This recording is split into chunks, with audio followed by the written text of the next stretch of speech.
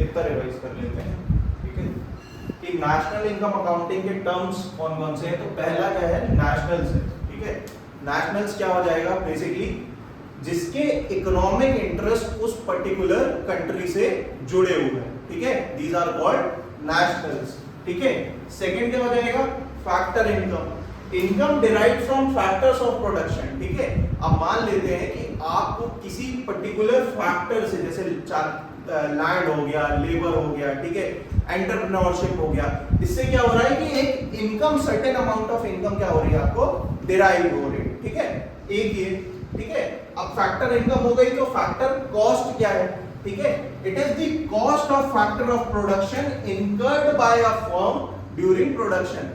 तो एक कोई कंपनी है, कोई इंडस्ट्री है, कोई पर्टिकुलर गुड्स एंड सर्विसेज वाली चीज है, उसको प्रोड्यूस करने में, ठीक है, उसको मार्केट तक लाने में या उसको प्रोड्यूस करने में एक फॉर्म में, ठीक है, कितनी सारी चीजें लग रही हैं, कितनी कॉस्ट इनकर हो रही है, ठीक है, वो क्या हो जाएगी आपकी फैक्टर कॉस्ट हो जाएगी, ठीक है। अभी प्रोडक्ट बना है, ठीक है, मार्केट में नहीं आया है, ठीक है, तो टैक्स नहीं लगेगा, तो इसमें क्या हो जाएगा, factor cost equals to production plus subsidies. Tax इसमें माइनस हो जाएगा। सब्सिडीज क्या, जो गवर्नमेंट आपको प्रोवाइड कर रही है इस पर्टिकुलर प्रोडक्ट या सर्विस को प्रोड्यूस होने तक के लिए, ठीक है।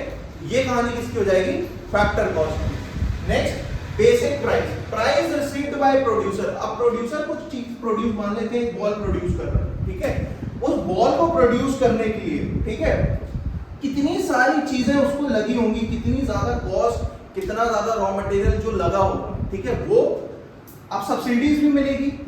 गवर्नमेंट किसी प्रोडक्ट को प्रोड्यूस करने के लिए कुछ सब्सिडी प्रोवाइड कर रही है, ठीक है। बस इसमें क्या हो जाएगा, टैक्सेस हट जाएंगे।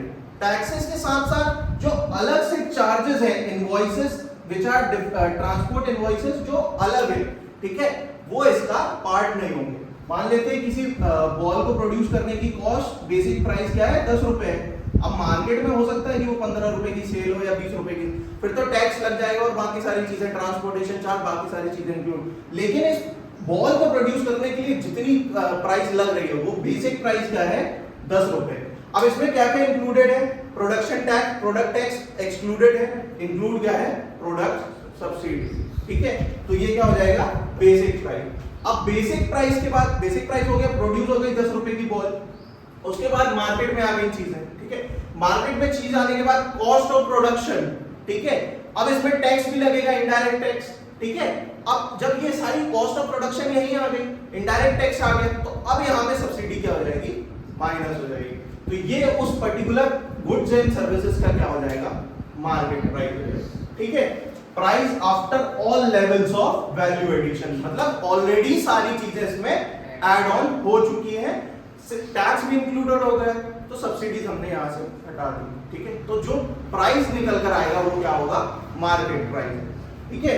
जैसे इस बॉल का प्राइस हो सकता है, कंसीडर कर लेते हैं कि अब जो मार्केट में है वो 20 रुपए, तो इसमें टैक्स भी इंक्लूडेड है। जाते हैं ना मेन्यू में लिखा होता है including all tax, goods and tax and services, ठीक है, तो वो वाली कहानी यहाँ पे आ जाएगी मार्केट, ठीक है। फिर उसके बाद अब जीवीए आ जाएगा। जीवीए की क्या कहानी है कि value of gross output, value of intermediate minus intermediate consumption. तो किसी प्रोडक्ट को लाने के लिए, ठीक है, जो ग्रॉस कलेक्शन हो गया, सारी चीजें इंक्लूड